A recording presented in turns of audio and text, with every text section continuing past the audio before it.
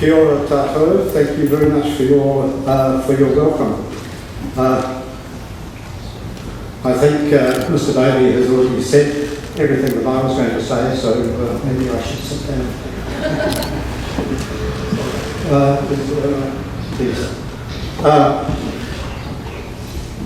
Back in February of this year, I arrived quite early for the school sports dinner that Mr. Davey mentioned. There were 3 boys there to greet us. Lottie introduced himself. He was wearing the same badge that we wore as prefects, so I knew I was at the right place. We chatted about cricket though, the first 11 and their success in the Super 8. This is me here with my classmates Basil and Tony on the East Ground, which I had a look at this morning when I arrived. Tony became a High Court judge, Basil a school teacher in Brunei. When we started here in 1962, our form teacher said, "You're in the top academic class, so look after your brain, don't go into boxing." No mention of rugby, and of course, I've been concussed several times playing rugby. There was a teacher called Coke in those days. He was first 15 coach. His real name, as indicated outside the hall here, was Mr. Cahoon Sir. He was the head of College House, who played Test cricket for New Zealand, and I'm sure your fathers or grandfathers at least would know of Coke. Late in that first year,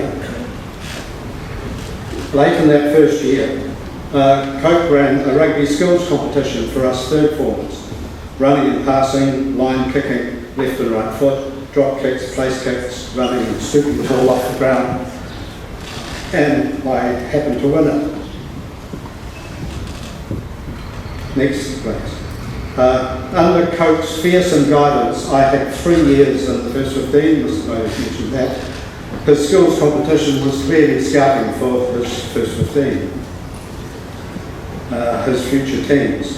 He made sure that we were fit. He took us on long pre-season runs over the Saddle Road and down towards Hinatangi Beach, down to the beach, and then along the sand dunes to Foxton. And he taught us to think, to make decisions, and to act quickly. His wife Betty was the matron of College House. Betty calmed me down on the morning of my first inter-school first 15 match. I'd started to throw up, nerves, butterflies. I kept in touch with Coke when I went to Massey to do a science degree, and he advised me against accepting an invitation to play rugby in the United States. Stay here, he said. There's better to be done here. And we kept in touch with Coke when they moved to Palaparama. Now, Mr. Bowes mentioned that he'd asked me to speak on moral courage. I was a bit perplexed by the term courage, because on reflection, courage, I wasn't quite sure that had much to do with what I've got to talk about, but the word conviction might be more appropriate. That feeling of being certain about something and then doing something about it, whatever the consequences. Next. I was just starting my 4th year out of school and my first job, science and maths teacher at Southland Boys High. I had a science degree, no teacher training was asked for, and I was a housemaster at the boarding hostel. I played rugby for Manawatu, and I'm sure thanks to Coke's influence, I had played for the Junior All Blacks and had just returned from a New Zealand University's tour of Japan. It was early May. There was a knock on the door of the hostel. Jack Borland introduced himself as the Southland rugby selector. "We'd like to nominate you," he said, "for the All Black trials for the tour of South Africa." I heard myself saying, I'm sorry, but no thanks, I'm not available. Did I just say that? Hadn't I always wanted to be an All Black? Next, please. My mother's writing on the back of this photo says, "Robert, 16 months training for the All Blacks." I was 7 when the 1956 Springboks visited our primary school in New Plymouth.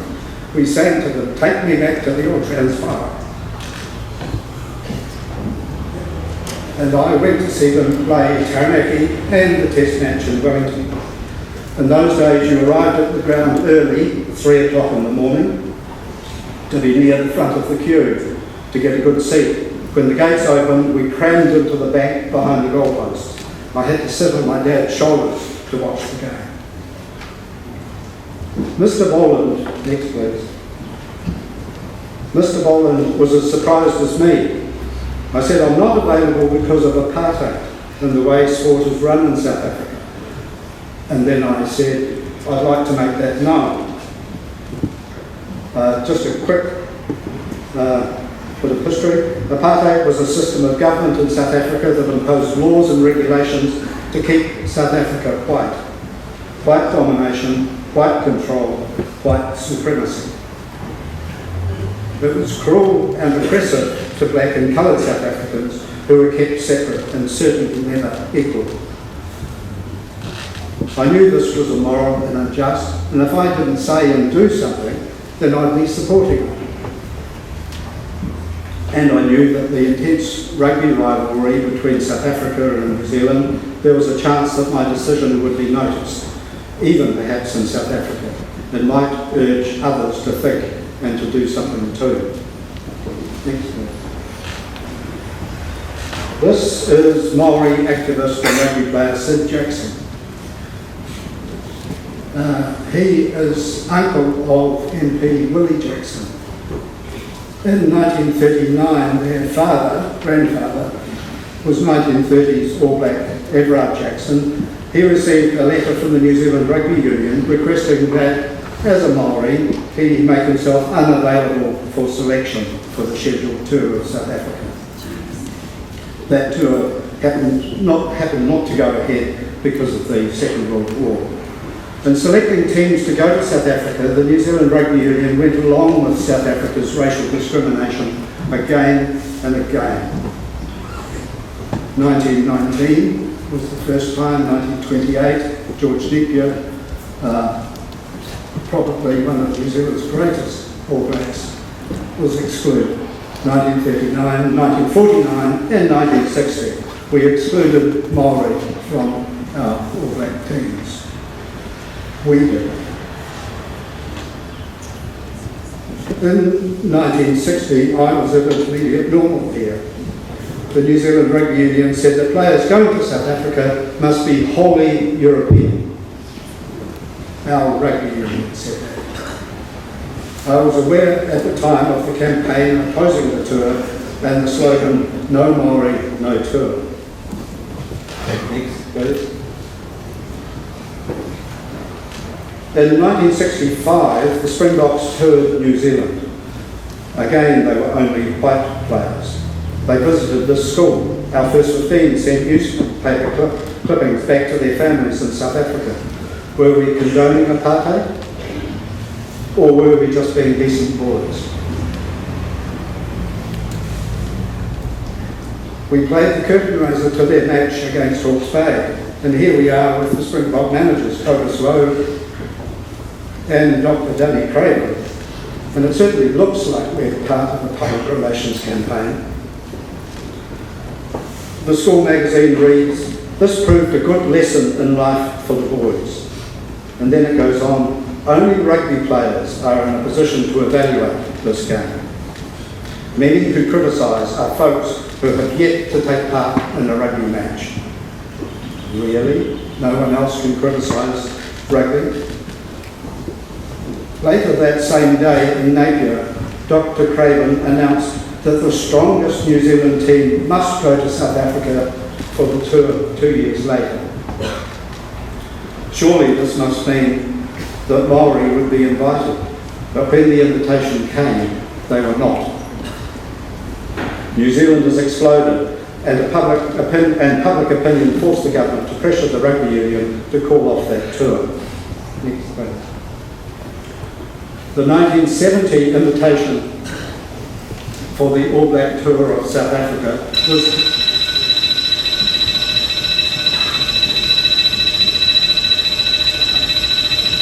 Is that the 2-minute bell or is that the 1-minute bell? I'm not sure. The 1970 invitation for the All Black Tour of South Africa was heralded as a step forward, with non-white players being invited for the first time. These Maori and Pacifica All Black players were admitted into South Africa as honorary whites. Clearly, you can't keep politics out of sport. Sport isn't played in a vacuum, and it's not just a game, as many people claim. Sport has political, social, personal, and other consequences. At Southland Boys High, I was inundated, overwhelmed, should I say, by messages of encouragement. And in those days, it was letters and telegrams. For rugby enthusiasts, and you might not be able to read this, to offset likely abuse, please accept 3 hearty cheers for one man with morality and guts. But also a South African wrote to me to assure me that isolationists, probably meaning me, trying to run our country will not have the slightest effect. Many of them, I think meaning black people, find apartheid very harsh, but there is very little that can be done. Next, please. I wasn't aware of other players at the time and other rugby people back then who supported the sports boycott of South Africa.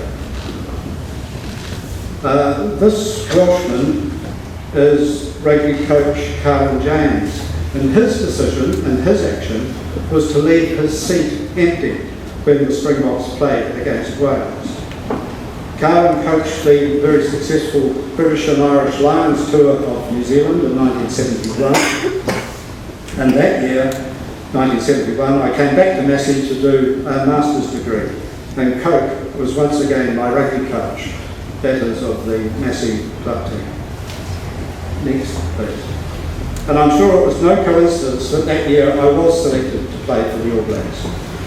Sports writer Terry McLean referred to my daunting disqualifications, my deliberate breach of the strong bonds of loyalty in New Zealand rugby.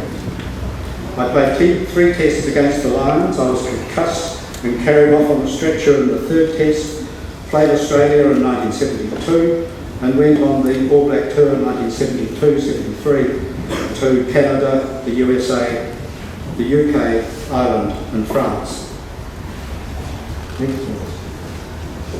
On returning home, fellow All Black Sandy McNichol and I were interviewed on TV about our opposition to the scheduled 1973 Springbok tour to New Zealand. Again, there were many messages of support, including this one, signed by 300 Westfield freezing workers. Your opposition to racism, they say, will be supported by the majority of New Zealand people. Next, please. That year, 1973, I also spoke at an anti-apartheid conference in Wellington, saying that I would consider joining protest marches against any Springbok tour. I received one very short letter which simply said, "You long-haired creep, keep politics out of sport." That tour by the Springboks didn't go ahead, with the New Zealand Prime Minister writing to the Rugby Union asking them to stop. I didn't play rugby that year, so I could finish my master's thesis. I was awarded 1 or 2 Sportsman of the Year, and again, that I'm absolutely sure it was Coke's influence, and went to France to play club rugby. And while there, I learned to speak French, made lifelong friends, didn't make any money, and turned down an offer to do a PhD at Cambridge. Over those 2 years, we were having babies and wanted them to know their grandparents. We returned home, me to Massey, to do a PhD and start a career in science. Next, please. In June 1976, the All Blacks again went to South Africa, just a few weeks after an uprising in Soweto led by black schoolchildren that ended with 176 dead.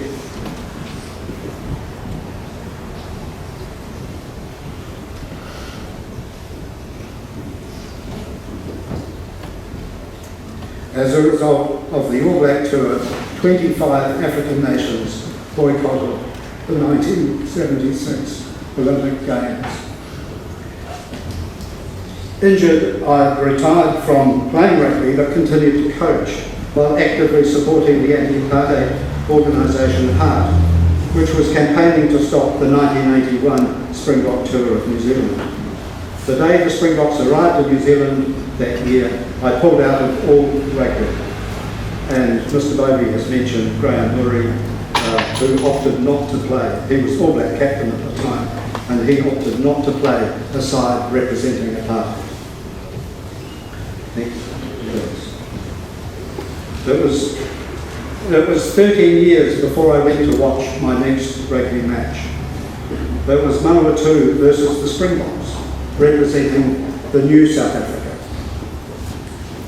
Apartheid had been abolished and Nelson Mandela, here elected president.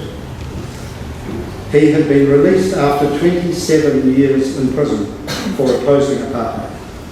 In his trial in 1964, while facing the death penalty, he said he saw South Africa as a democratic and free society in which all persons live together in harmony and with equal opportunities. As president, he insisted on keeping the name Springboks, a name that had become synonymous with apartheid and white supremacy. It was an amazing act of reconciliation with white South Africans. And here is Mandela at Ellis Park for the Rugby World Cup final in 1995, wearing the Springbok jersey. What we see here, I think, is what he had envisaged 30 years earlier. Thank you for your time. Thank you for listening. Kia kaha.